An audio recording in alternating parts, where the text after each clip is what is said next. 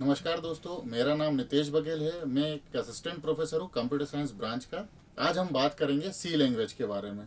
सी एक लैंग्वेज है, computer language है। जिस प्रकार की और भाषाएं आपने सुनी होंगी, जैसे हम हिंदी बोलते हैं, इंग्लिश बोलते हैं, उसी प्रकार सी भी एक लैंग्वेज है। ये एक कंप्यूटर लैंग्वेज है।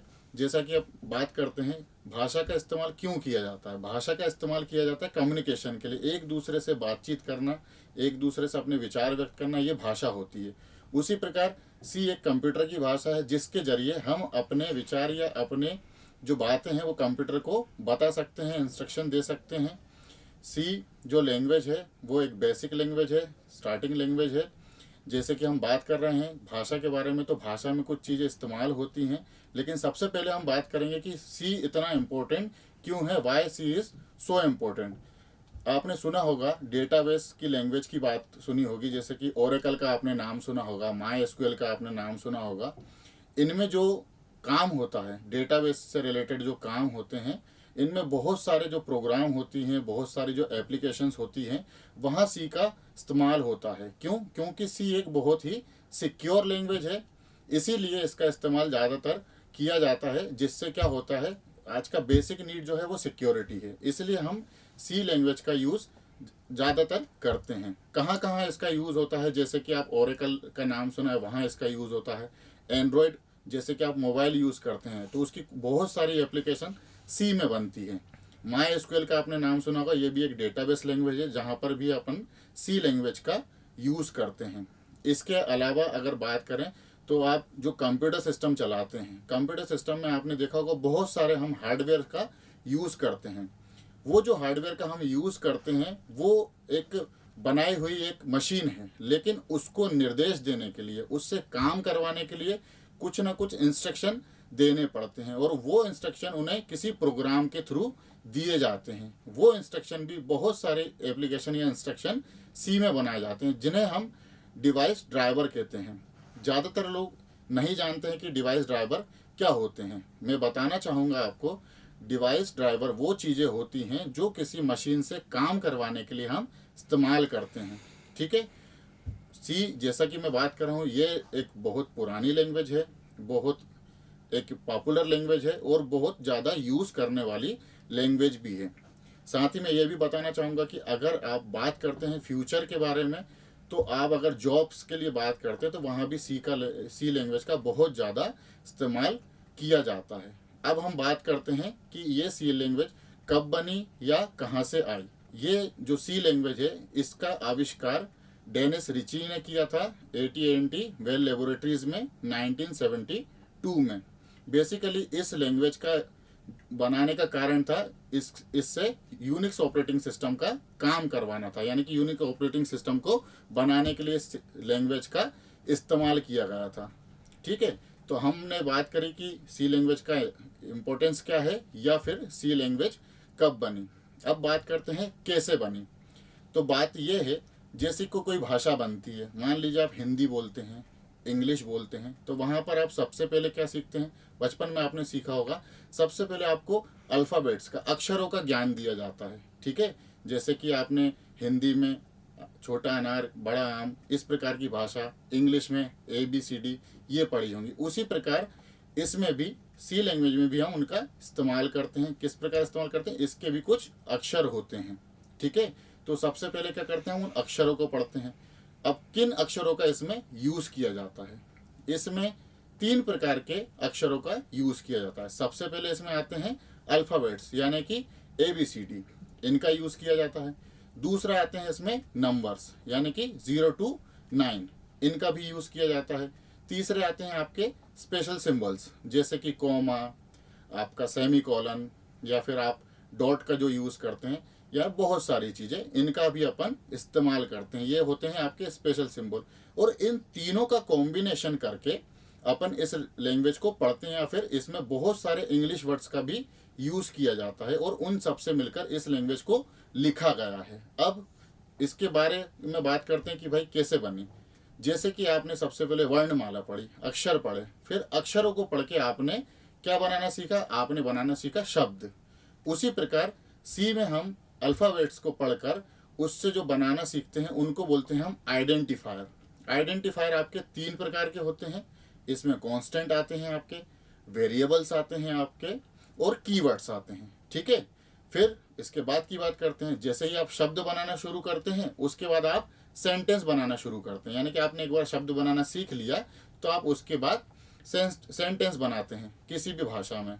और उसी प्रकार उसमें सी लैंग्वेज में अपन स्टेटमेंट बनाते हैं। जैसे कि आपने इंग्लिश लैंग्वेज पढ़ी, शब्द का यूज़ करके आपने पैराग्राफ बनाया, यहाँ पर आप स्टेटमेंट्स बनाते हैं और उन स्टेटमेंट्स को मिलकर आप बनाते हैं एक प्रोग्राम। यानी कि जैसे कि आपको कोई निबंध लिखना है इंग्लिश में, तो आप क्या करेंगे, शब्दों का यूज़ करेंगे, उनसे सेंटेंस बनाएंगे, उनसे पैराग्राफ बनाएंगे और फिर आप एक निबंध लिखते हैं। उसी प्रकार अगर सी में आपको कोई प्रोग्राम लिखना है तो आप सबसे पहले वर्ड्स आप पढ़ेंगे, फिर उससे आप बनाएंगे उसके आइडेंटिफायर्स। आइडेंटिफायर जैसा कि मैंने आपको बताया 3 प्रकार के होते हैं। एक होता है आपका कांस्टेंट, वेरिएबल और कीवर्ड्स। इसके बाद आप बनाएंगे स्टेटमेंट्स और फिर उन सब स्टेटमेंट्स को मिलाकर आप प्रोग्राम बनाते हैं। ठीक है, अब बात करते हैं आइडेंटिफायर्स की, यानी कि जो मैंने बताया कि आप अल्फ़ाबेट्स को मिलाकर जो आइडेंटिफायर बनाते हैं उनकी बात करते हैं। तो सबसे पहले आते हैं आपके कांस्टेंट। अब कांस्टेंट क्या होते हैं, जैसे कि आपने मैथमेटिक्स पढ़ा है, मैथ्स आपने पढ़ा है, तो वहाँ पर आपने पढ़े होंगे नंबर्स 1 2 3 4। आपने इंग्लिश में अल्फ़ाबेट्स पढ़े हैं ABCD। ये क्या होते हैं, ये कांस्टेंट हैं। ठीक है, कांस्टेंट है क्यों, क्योंकि इनकी वैल्यू कभी चेंज नहीं हो सकती। अगर 1 है तो 1 की वैल्यू हमेशा 1 रहेगी, कभी चेंज नहीं होगी। उसी प्रकार A की वैल्यू A रहेगी, B की वैल्यू B रहेगी और C की वैल्यू C रहेगी।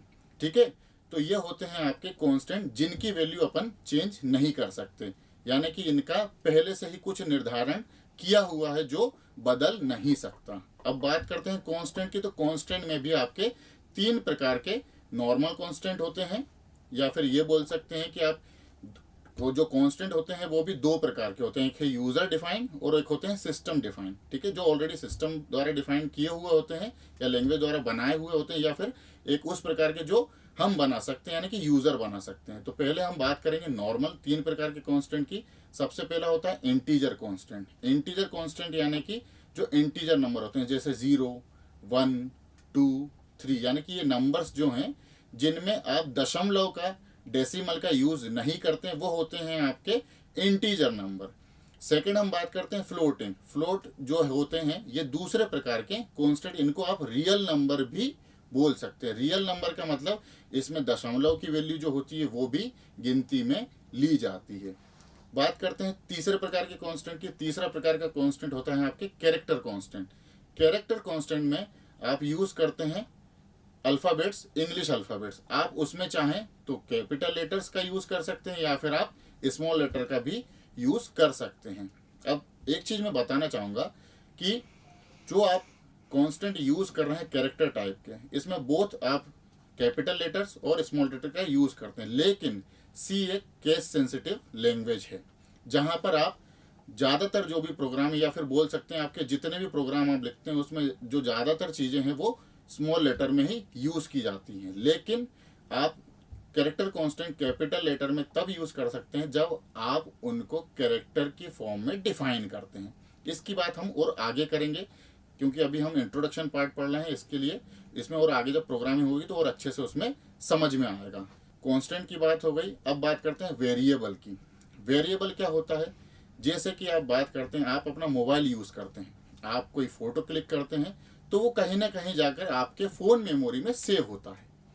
उसी प्रकार सी लैंग्वेज में अपन जो वेरिएबल बनाते हैं उनका इस्तेमाल बेसिकली मेमोरी में कुछ जगह पाने के लिए किया जाता है।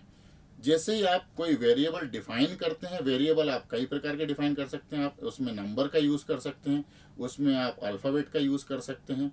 ठीक है, तो इस प्रकार से आप वेरिएबल डिफाइन कर सकते हैं। जैसे ही आप कोई वेरिएबल डिफाइन करते हैं, यानी कि आप अपने प्रोग्राम में वेरिएबल की एक लोकेशन बता रहे हैं, कहाँ पर आप अपनी मेमोरी में, कि कहाँ जाकर वो डेटा सेव होगा। यानी कि आप बोल सकते हैं कि वेरिएबल का इस्तेमाल मेमोरी में कुछ जगह पाने के लिए किया जाता है और इसकी वैल्यू बार बार चेंज होती रहती है। ठीक है, तो ये होते हैं अपने वेरिएबल्स। अब तीसरी बात करते हैं अपन कीवर्ड्स। कीवर्ड्स क्या होते हैं, कीवर्ड्स कुछ बेसिकली कुछ ऐसी शब्द हैं जिनका सी में इस्तेमाल किया जाता है। सी लैंग्वेज में हम 32 कीवर्ड्स का यूज करते हैं जो ऑलरेडी प्री डिफाइंड है। प्री डिफाइंड का मतलब ये होता है कि आप उनको ऑलरेडी सी में यूज कर चुके हैं, और सी में जब उसका यूज किया जाता है तो सी में उस शब्दों के बारे में पहले से बताया जा चुका है कि इनका काम क्या है, इनका रोल क्या है, ये किस प्रकार काम करते हैं, और इनका यूज आप सिर्फ कीवर्ड्स के तौर पे ही कर सकते हैं। एज अ वेरिएबल आप इनका इस्तेमाल नहीं कर सकते। जैसे जैसे अपन प्रोग्रामिंग कंटिन्यू करेंगे आप समझ जाएंगे कि क्या कीवर्ड्स होते हैं, 32 कीवर्ड्स क्या होते हैं। इनको याद करने की आपको ज़रूरत नहीं है, क्योंकि जैसे जैसे आप आगे बढ़ेंगे प्रोग्रामिंग करेंगे तो आपको समझ में आने लगेगा, याद होने लगेंगे कि किस कीवर्ड का क्या काम है। बस ये याद रखना है कि 32 प्रकार के आपके कीवर्ड्स होते हैं। ये होते हैं अपने आइडेंटिफायर्स। आइडेंटिफायर आप समझ चुके होंगे कि सी लैंग्वेज में जिस भी शब्द का, जिस भी वर्ड का आप इस्तेमाल करते हैं किसी प्रोग्राम को बनाने के लिए, डिफाइन करने के लिए, वो होते हैं आपके आइडेंटिफायर्स। अब बात करते हैं ऑपरेटर्स की। ऑपरेटर्स सी में कई प्रकार के ऑपरेटर्स यूज़ करते हैं। बेसिकली जो ऑपरेटर होते हैं, ऑपरेटर के बारे में आप जानते होंगे, इसका मतलब आपने मैथमेटिक्स में यूज़ करा होगा। जैसे कि आप किसी दो संख्या को जोड़ते हैं, घटाते हैं, गुणा करते हैं, भाग करते हैं, तो वहाँ आप देखते हैं कि वहाँ आप किसी ऐसी चीज़ का इस्तेमाल करते हैं जो उन चीज़ों में ऑपरेशन परफॉर्म करने के लिए इस्तेमाल किया जाता है। जैसे आप दो चीज़ों को जोड़ते हैं तो आप प्लस का इस्तेमाल करते हैं, दो चीज़ों को घटाते हैं, आपस में घटाने या गुणा करने का काम करते हैं तो आप माइनस और मल्टीप्लिकेशन का यूज़ करते हैं, कुछ सिंबल का यूज़ करते हैं। जैसे कि अब मैंने बात करी प्लस, माइनस, मल्टीप्लिकेशन या डिवाइड की, ये होते हैं आपके अरिथमेटिकल ऑपरेटर्स। ठीक है, इसी प्रकार से सी में कुछ इंक्रीमेंटल ऑपरेटर और डिक्रीमेंटल ऑपरेटर भी होते हैं। साथ ही कुछ रिलेशनल ऑपरेटर्स होते हैं जिनका यूज़ किया जाता है रिलेशन शो करने के लिए। असाइनमेंट ऑपरेटर होते हैं, लॉजिकल ऑपरेटर्स होते हैं, और कई प्रकार के हम इसमें ऑपरेटर्स यूज़ करते हैं जिनको इस्तेमाल किया जाता है। तो दोस्तों यहाँ पर अपन ने बात की इंट्रोडक्शन ऑफ सी, यानी कि बेसिक्स ऑफ सी की बात करी। जैसे ही हम आगे बढ़ेंगे तो हम प्रोग्रामिंग पे आएंगे और आगे की बात करेंगे। आज का हमारा पहला जो सी के बारे में हमने बात की यहीं समाप्त होता है। धन्यवाद।